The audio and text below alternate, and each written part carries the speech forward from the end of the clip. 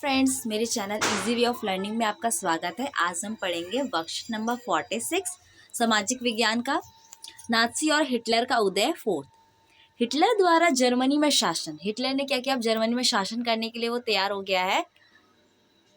समाज को नियंत्रित और व्यवस्थित करने के लिए विशेष निगरानी और सुरक्षा दस्ते गठित किए गए।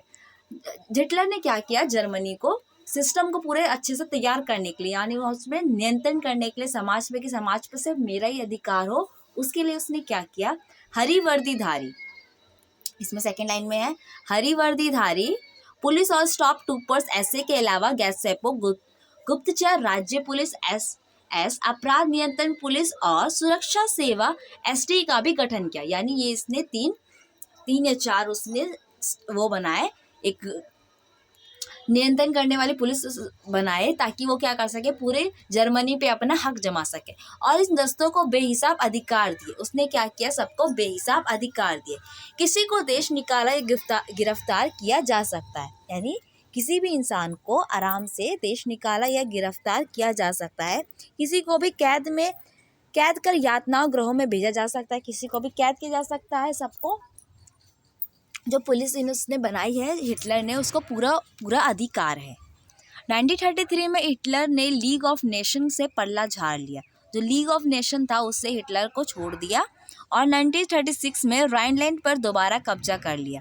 और 1936 में उसने क्या किया? राइनलैंड के ऊपर कब्जा कर लिया। एक जन एक साम्राज्य एक नेता के नारे की आड़ में 1938 में ऑस्ट्रिया को जर्मनी में मिला लिया। उसने क्या किया? कहा कि भाई जो हमारा साम्राज्य है वो एक होना चाहिए, एक नेता होना चाहिए और हम सब लोग एक जैसे ही होने चाहिए। इसी बोल के उसने क्या किया? ऑस्ट्रिया को भी अपने साथ मिला लिया। इसके बाद उसने चेकोस्लोवाकिया एक जगह है जिसको उसने हड़प लिया। किसने? हिटलर ने। सितंबर 1939 में उसने पोलैंड के ऊपर हमला किया, जिसके बाद उसने फ्रांस और इंग्लैंड के साथ भी युद्ध शुरू हो गया। देखिए इसने क्या क्या किया।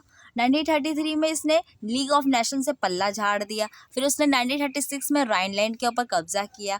फिर उसके बाद 1938 में ऑस्ट्रिया को जर्मनी के साथ मिला लिया। 1939 में उसने पोलैंड के ऊपर हमला कर दिया और फ्रांस और इंग्लैंड के साथ भी उसने युद्ध करना शुरू कर दिया, जो कि दूसरा विश्व युद्ध में बदल गया। यानी कि हिटलर ने ही दूसरा विश्व युद्ध शुरू किया था। सितंबर 1940 में जर्मनी ने इटली और जापान के साथ एक त्रिपक्षीय संधि की। जर्मनी, इटली और जापान तीनों मिलकर उन्होंने एक संधि की।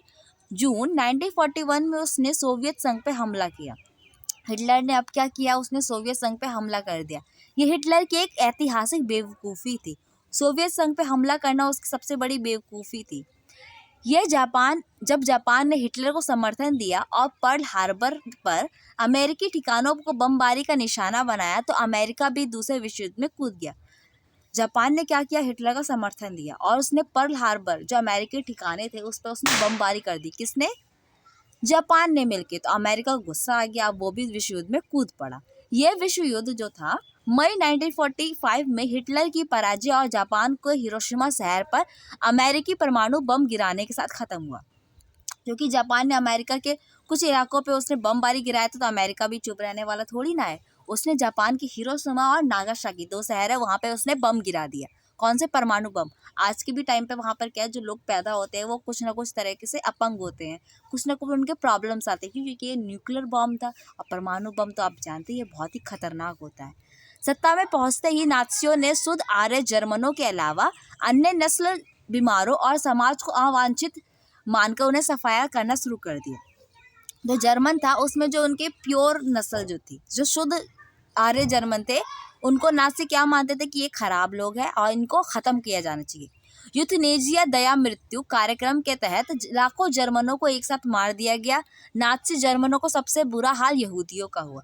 जो नाज़ी जर्मन में थे उसमें सबसे बुरा हाल किसका हुआ? यहूदियों का हुआ। उनकी नज़र में यहूदी, किनकी नज़र में? नाज़ी की नज़र में यहूदी आदतन हत्यारे और सुख खोर थे। यानी यहूदी क्या उन्हें मानते थे कि वो एकदम हत्यारे हैं जो सभी को मारते जाते थे, जो अपनी घनी बस्ती घेटों में रहते थे। बस्तियों का नाम क्या है? घेटो रखा गया है। और वहाँ पे कौन रहते थे? यहूदी रहते थे। हिटलर की दृष्टि में इन सब का एक ही हाल है। हिटलर क्या कहता है कि ये सब क्या हमारे लिए कुछ इनका काम ही नहीं है, और सब वैसे ही हत्यारे, तो इनका बस एक ही काम हो सकता है क्या? कि इनको पूरी तरीके से ख़त्म कर दिया जाए। नाज़ियों ने यहूदी को तरह तरह से आतंकित किया। नाज़ी ने यहूदियों क्या किया, तरह तरह से उन्हें प्रताड़ित किया, उनकी आजीविका के साधन छीन लिए, उनके सारे शिष्य समाज से उसे अलग अलग कर दिया और बाद में उन्हें क्या किया, पोलैंड में गैस चैम्बरों में ले जाकर उसे मारने की पूरी कोशिश की।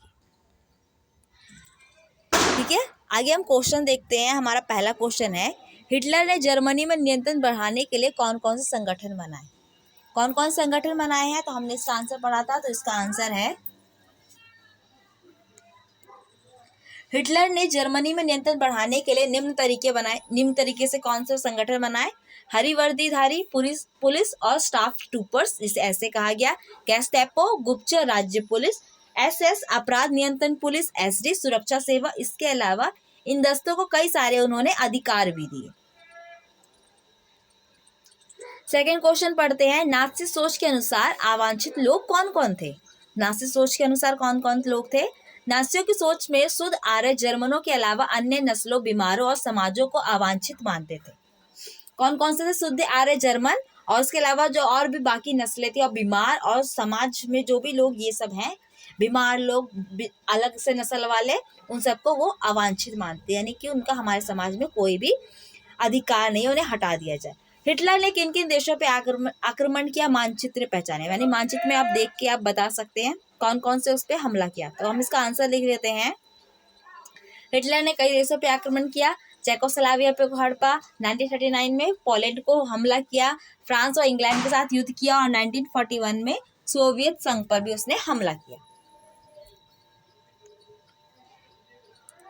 चौथा क्वेश्चन है, यहूदियों के साथ नाज़ी व्यवहार किस प्रकार का था? नाज़ी जो लोग थे वो यहूदियों के साथ किस तरह का व्यवहार करते थे? तो इसका आंसर है,